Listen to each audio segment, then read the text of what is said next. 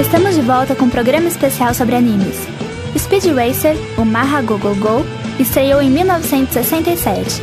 É o primeiro anime com grande sucesso fora do Japão. Apesar de produção pobre, se destacava por ângulos inovadores e histórias criativas. Neste ano, estrearam 14 séries, como A Princesa e o Cavaleiro, Ribbon no Kishi e Fantomas, ou Gonbato.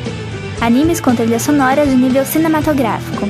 Mas no cinema, o nível de produções ainda era baixo. Apenas 4 animes naquele ano. Na década de 1970, houve uma grande explosão de títulos, entre Kodomo para crianças, Shoujo para meninas e Mecha, animes com robôs gigantes.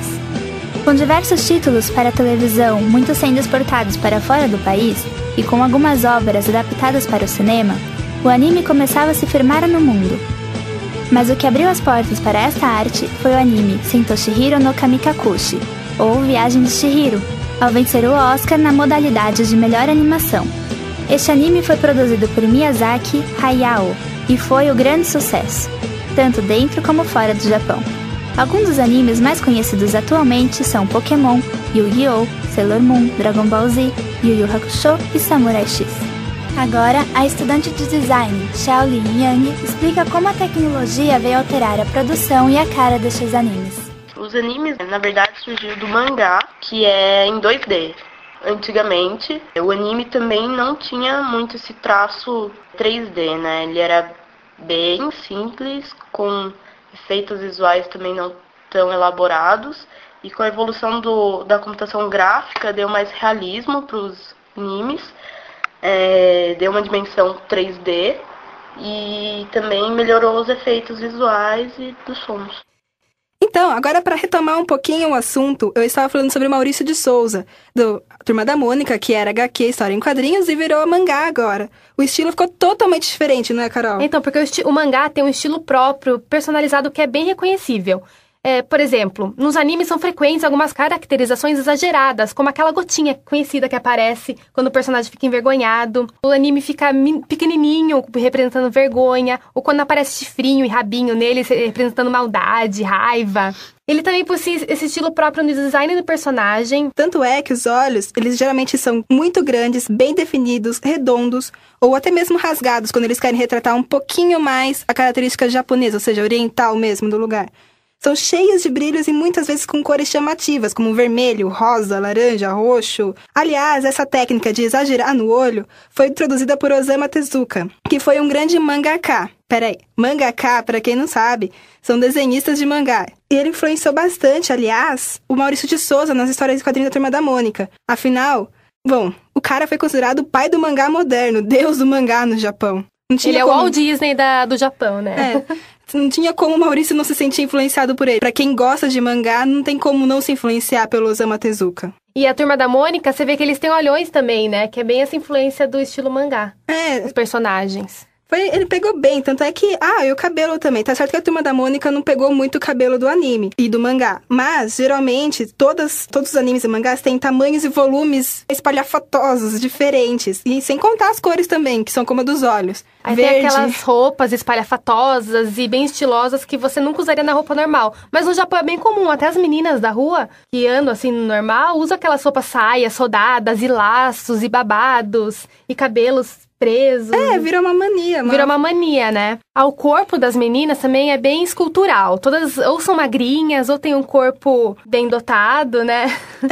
Um estilo de desenho, assim, de anatomia muito comum no Japão, famoso, foi o estilo de mangá do Clamp. O Clamp é um grupo formado agora por 4 mulheres. Começou com 12, foi pra 7, agora são 4. Todas elas são mangakas japonesas. O estilo delas pegou tanto que elas acabaram até ganhando o prêmio Seiyun Awards de 2001 sem saber como. E o nome Clamp, como elas dizem, significa pilha de batatas. É engraçado, mas elas dizem que é pra simbolizar o grupo grande com como elas começaram. E pra quem não conhece o Clamp, deve conhecer as obras deles, que seriam Sakura, Chobits e muitos outros que viraram febre. No Japão existem 3 formas que o anime pode se apresentar. A primeira é a forma em TV aberta normal, em formato de série. Os filmes são exibidos nos cinemas e lançados mais tarde em DVDs, ou até aparecem em canais pagos.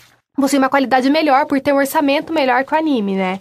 E ainda temos os OVAs. Aliás, OVA, a sigla significa Original Video Animation. Eles são como um complemento da série daquele anime. Geralmente eles são mais curtos que os filmes e possuem mais de um episódio. Uma diferença que os animes têm dos comics são que a variedade de gêneros tem todo tipo, para todos os públicos-alvos, para todos os estilos. Por exemplo, tem os seinen, que são voltados para adultos e adolescentes masculinos.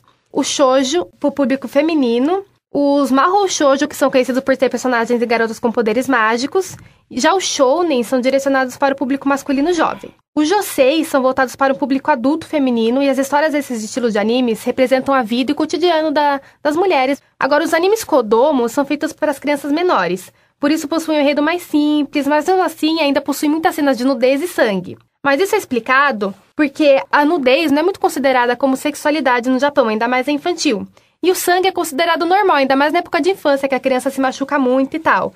Mas esse fato é um dos motivos desses animes serem bem barrados e censurados aqui no Brasil ou em outros lugares. E esse gênero também pode ser comparado às histórias em quadrinhos brasileiras, como Turma da Mônica, Tio Patinhas, Menino Maluquinho. É bem esse estilo aqui mesmo. Aí também tem o estilo mecha, como já foi dito, que tem robôs gigantes. E o hentai, que já é a palavra em japonês para pervertido, né? É o gênero usado para descrever os animes mais pornográficos. Dentre muitos outros que tem. E, por exemplo, os bishounen e o bishoujo não são gêneros propriamente ditos, mas têm características bastante marcantes e presentes nos animes. O primeiro é caracterizado por meninos e homens bonitos, e o outro por meninas e mulheres bonitas. Outros temas que se repetem com frequência são artes marciais, magia, terror, demônios e colegiais. Gente, que bagunça é essa? Animal não é permitido aqui não, hein? Então, voltando agora no assunto. Bom, como a Carol aqui falou, são muitos tipos, muitos gêneros. Aliás, esses muitos tipos de gêneros influenciaram bastante em jogos de RPG. Quer dizer, viraram jogos. Mas eu acho que esse tema também deveria ser pro próximo bloco, não é, Carol? Pois é, então voltamos já com mais sobre animes.